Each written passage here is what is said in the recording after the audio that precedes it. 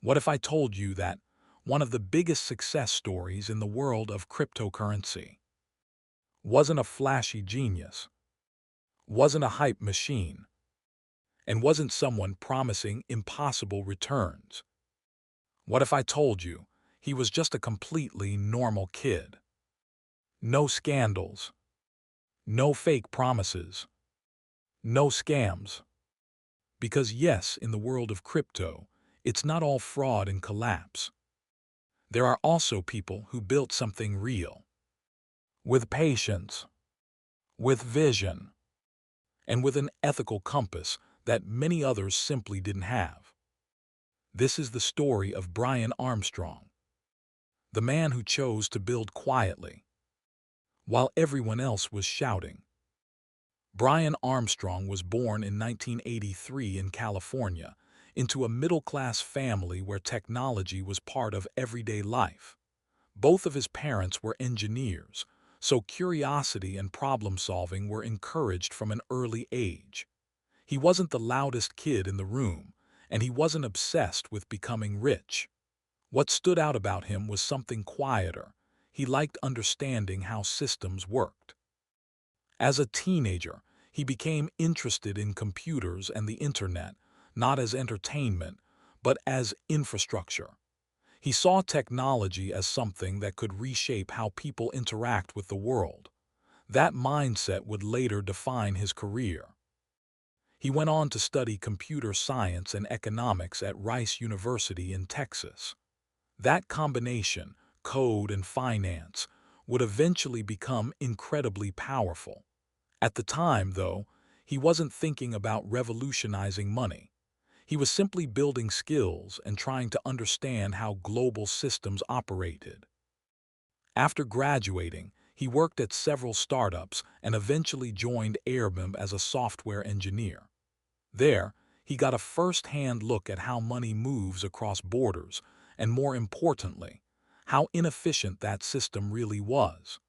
Payments were slow, international transfers were expensive, and traditional banking systems felt outdated compared to the speed of the internet.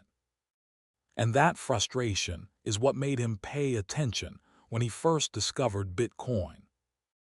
When Brian first discovered Bitcoin around 2010, it didn't look like a billion-dollar opportunity.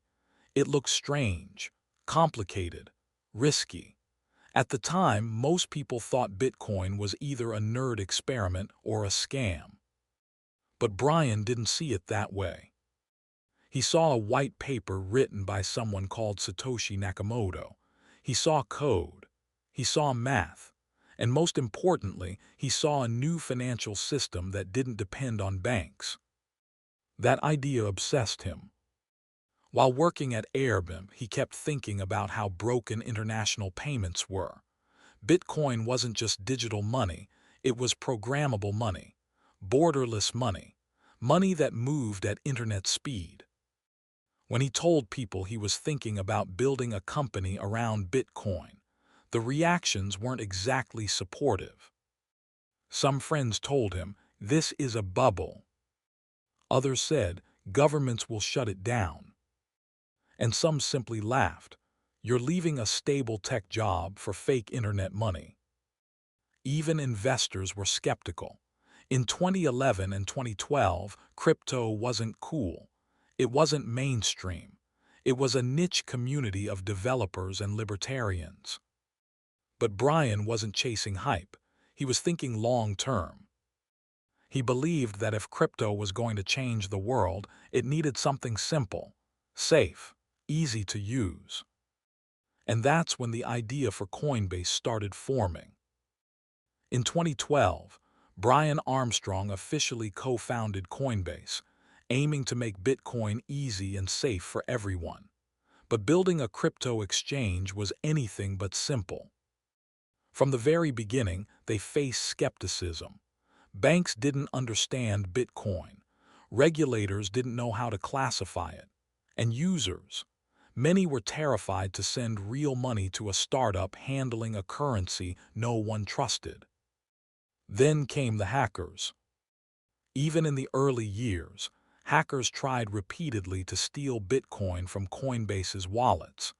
Every attempt could have destroyed the company's reputation and ruined their business. Brian and his small team had to implement ironclad security measures while still keeping the platform simple enough for ordinary users. Some nights Brian barely slept. The stress of managing millions of dollars in a completely new financial system weighed heavily. Friends and colleagues would warn him, "This is too risky. You should focus on something safer." Yet he refused to compromise. Every decision balanced security, usability, and trust. That focus on ethical responsibility and careful growth would become the defining factor that allowed Coinbase to survive when many other exchanges failed. By 2014, Coinbase had grown enough to attract venture capital. Despite the early setbacks, the company started scaling, slowly building a reputation as a trustworthy platform, the bridge between the chaotic crypto world and the traditional financial system. In April 2021, Coinbase went public through a direct listing, marking one of the most anticipated moments in crypto history. Brian Armstrong, the quiet engineer from California, suddenly became a billionaire. But unlike many stories in crypto, this wasn't flashy or reckless. His success allowed him to pursue things he cared about deeply. He could finally invest in projects he believed in, donate to educational causes, and support technological innovation. Friends and family celebrated milestones with him, from birthday trips to small adventures he had postponed for years, to finally being able to give back to his community. Despite the wealth, he kept his lifestyle relatively grounded. He enjoyed the freedom of choice, the ability to focus on long-term goals instead of worrying about every paycheck. And most importantly, he maintained the same principles that guided him when Coinbase was just an idea: patience, ethics, and careful planning. Coinbase's IPO also inspired a new generation of tech entrepreneurs, showing that you could succeed in crypto without cutting corners or deceiving anyone. Brian's story became proof that building responsibly and staying true to your values could still create enormous success. Brian Armstrong shows that success in crypto doesn't need hype or shortcuts. With patience, ethics, and careful planning, you can build something real. His journey proves that wealth is also about freedom and impact. Not just money, but creating positive change responsibly. If you like this story, subscribe for more from Sense and Scandals.